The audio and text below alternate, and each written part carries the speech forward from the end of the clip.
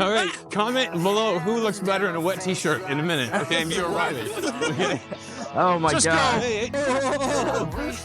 Left. Oh my God. Oh, here we go. It's me, baby. Last one running. Everybody else bailed.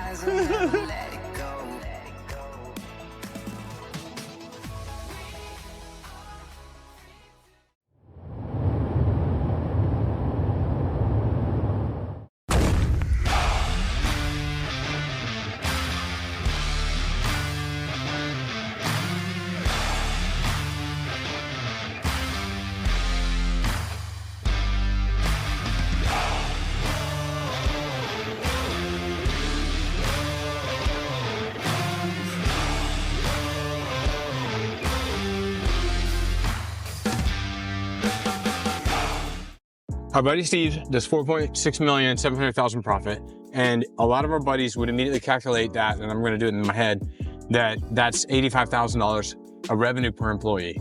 And they all, I mean, this come up multiple times in the downtown group talking about, oh, what's your revenue per employee? And you should maximize your revenue per employee. Yeah. Is that important? It's something to consider, but that's not the deciding factor. The margin's the deciding factor, right? Yeah. I don't care if you have one person and a 1% margin. Yeah. I'd rather have the 50 employees and a 20% margin all day long. Yeah. Right? Let's do it. All right, so in a C12 group, you can only have one of each specialty or one of each vertical in the group. So when you compare a property wholesaler, you know, your deals are $300,000, right? And one guy can do multiple deals. And you compare it next to the guy beside you, maybe he's in a retail business, or maybe not retail. Like there's some low margin businesses, right? Or where the labor's offshore, so the labor's really cheap.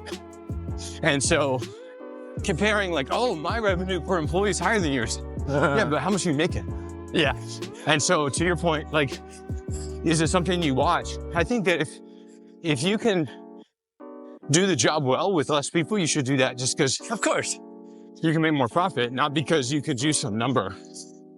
Or if you want your revenue per employee to be really high, you could either cut people that hurt customer service, but hey, you got your better number.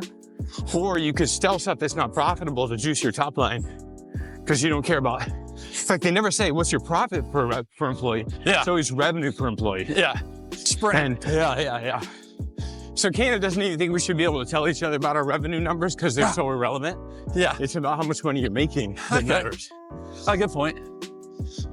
And really, revenue per employee is just a vanity figure. You can compare it maybe one last mile delivery company to another. Of course, it matters within the industry you're in, right? Yeah. But that's it. I agree with that.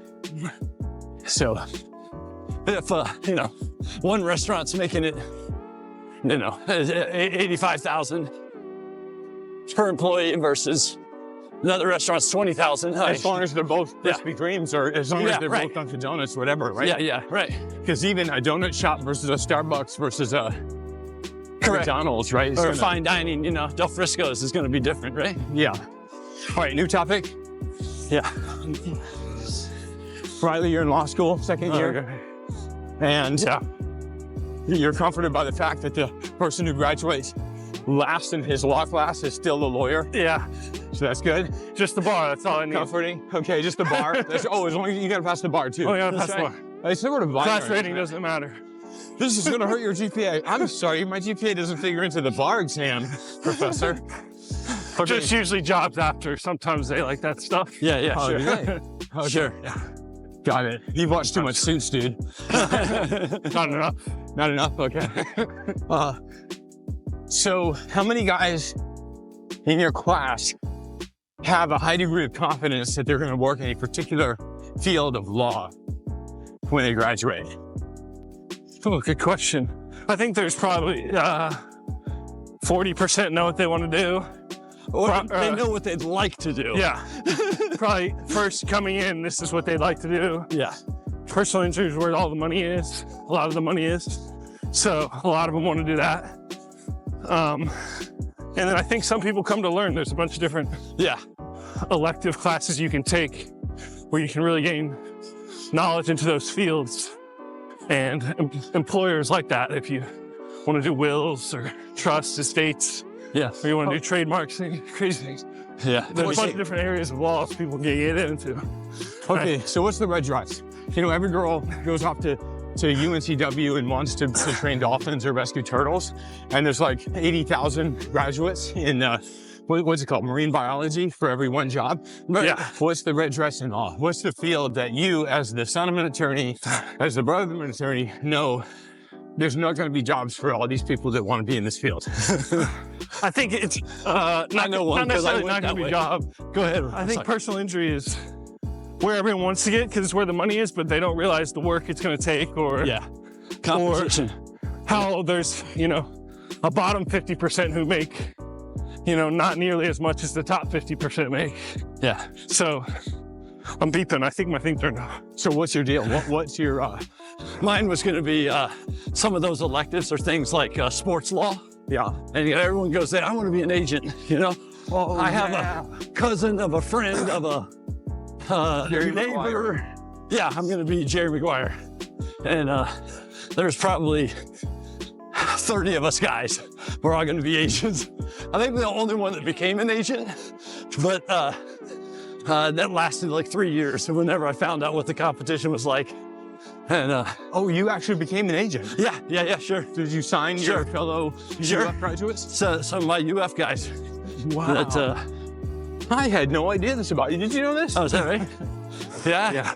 Dude, invested in all the brochures, went to all the, You love you know, your brochures. they have the big day where NFL scouts come to the university and work them out. And Yeah. you're setting up lunches and meetings one-on-one with the family, and meeting the uncle, meeting the decision maker, the brother, you know. Yeah. Brother's going, hey, what are you gonna do for me? Now you're trying to sign my brother. Like, You know. you're a police officer. He's gonna be taken in the first round. How about I just serve him? Well, I'm gonna help make the decision for him. So, you know, am I gonna get an advisory role on your company, or am I gonna get a percentage of this 3% you're gonna get for representing him? It was insane. Oh, wow. Yeah. But you know, it seems like, I know you're saying the industry itself is like, Yeah. not a workable industry, which happens, right? Well, it's like 80%, like there are more sports agents than there are players in the respective leagues. No way. Yeah. And 80%, and probably 85 at this point, there's 2 agencies that represent 85% of the NFL players. Wow. And maybe there's 5 now at this point, Okay. but they have everybody. No And you're getting the fringes of the guys who never got a deal, and they're just hiring their, you know, their local buddy that was on campus at the small school they were at. Oh, man. Yeah. See, this is Scott Galloway Truth Bomb. If you tell your high school buddies what you want to do when you grow up, and they say, oh, that'd be cool. Yeah. You picked the wrong field. You want to be a millionaire, you do something that your friends snicker at. Yeah. I remember I was in calculus senior year of high school, and they said, what do you guys want to do?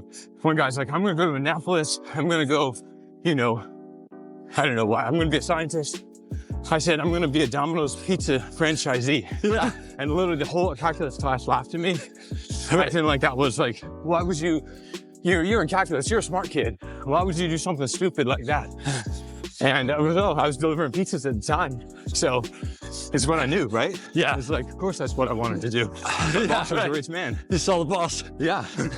Very infrequently came to the office. You guys were busting your butt, and he was taking home the check, right? Well dressed, shows up in his BMW. Like, yeah, no, I want to be a Domino's pizza guy. And so that's your indicator. If your friends laugh at you, Yeah. you probably got something. I haven't said that, of course. I never Pursued that, yeah. pursued that. They did. I did. Not yet.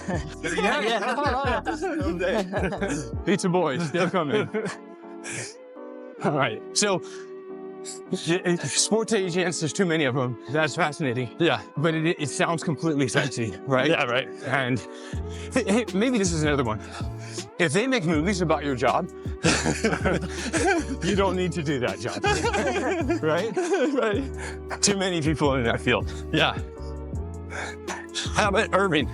Share with us the experience of heading So to you can you Honduras. can get up there. Oh, yeah.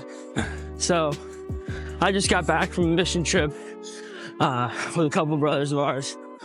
We went to drill water wells in Honduras, but mainly just to spread the word. That's the primary purpose, but the reason we're there is to drill wells. And out of everything I've done, Bible studies, everything, I grew up Christian. I think that was one of the most spiritual experiences I've ever had. Just being able to isolate, serve 24/7, and just really see the gratitude these people have. It's perspective changing. So it allows you just to get a good feel and like be grateful for everything you have. But sometimes we aren't. Oh yeah, sure. So it was amazing. What was the organization? Yeah, Living Water. They actually have Living Water. Living Water. Yeah. .org or something. Yeah, livingwater.org. I got a slogan for them. Okay. You'll be thirsty when we get there. You'll be bathed in the Holy Spirit when you leave. So would you go back, Irving? Oh, I am going back. And I'm bringing my girlfriend right now. Hopefully encourage as many brothers as possible to come with. You're doing awesome. So am I right? This is like a week in Honduras with no air conditioning? No, you stay, tell us about the you trip. stay in a pretty nice hotel, honestly. So you Like, leave on a what day and you get back? you leave on a Sunday. You're there for 7 days, get back on a Saturday. Or 6 days. Yeah. And you stay in a nice hotel. They make you food. Food's really good. A couple things that, like, obviously the hotel's not gonna have like super hot water and a spa. Like it's a very basic hotel. Yeah. But there's a couple cool experiences they do. Like they take you out and you play a game of soccer because there's a team that does the drilling, like an in-country team. Okay. And then you come. You're not out there with a shovel every day. No. From 8 to 5 No, or something. you can choose to work. You can also choose not to. Like, you can choose to just be a part of the community, teaching sanitation, or you can choose to help volunteers a little bit in the in-country team. Yeah. Do you speak Spanish? Yeah. So that helped, huh? Yeah, but honestly, Not necessary? not necessary. Yeah. They're so welcoming and so inviting and just so grateful that they honestly like it. Like, we had these two people from West Palm, very white people with no Spanish at all. Just being transparent. And they had just as beautiful experience as I did. Oh, that's awesome. Even though I can communicate with them. Just because they're searching for the Lord, they're searching for just thankfulness and gratitude. It comes in abundance when we're there. So That's awesome. Love hearing it. And That's awesome. what's food's the, amazing too. what's the revenue per employee there? What's the margin? It must be crazy over there. Awesome. Good job. So good. Running says something about a business owner. Running takes hard work. It takes commitment. It means waking up early, doing what you don't feel like doing. We are 7, 8, and 9-figure business owners running 7 miles a day. A dedicated runner makes a strong entrepreneur. Join us as we talk business, strategy, processes, choke points, strong culture. We are each successful in business, connected by a common faith in Jesus Christ, bringing our A game every single day. Hey guys, if you watch my content, you probably own a business and I would love to one-on-one with you. I'd love to talk with you about the things I always talk about. 3 things. What would have to be true to 10x your business? What can be done to make your business easier to run? And what can be done to reduce risk in your business? I'd love to talk about those things with you. If you want to just click, there's in the description below, there should be a link to a Calendly. You could set up a free one-on-one with me. Love to spend some time on the phone with you, just talking through your story. Maybe obviously my ulterior motive is to get you to come onto the podcast, but I don't mind if you don't want to get onto a podcast. I'd love to just have a one-on-one with you if I can give you some help. So if you're a Christian business owner, I mean, any size business, any type of business, I'd love to help you. So go ahead and click the link below, get onto a Calendly so you and I can have a talk. I'd love to help you if I can. I'd love your help with my business if you have some advice for me. So thanks so much for watching. Thank you for being a part of our community.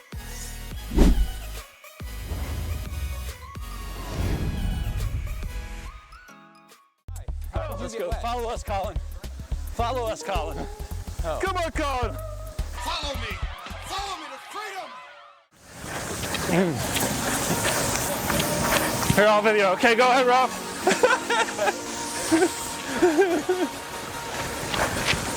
Wow, this is hard. It's me, baby! Last one running! Everybody else bailed! Whoa!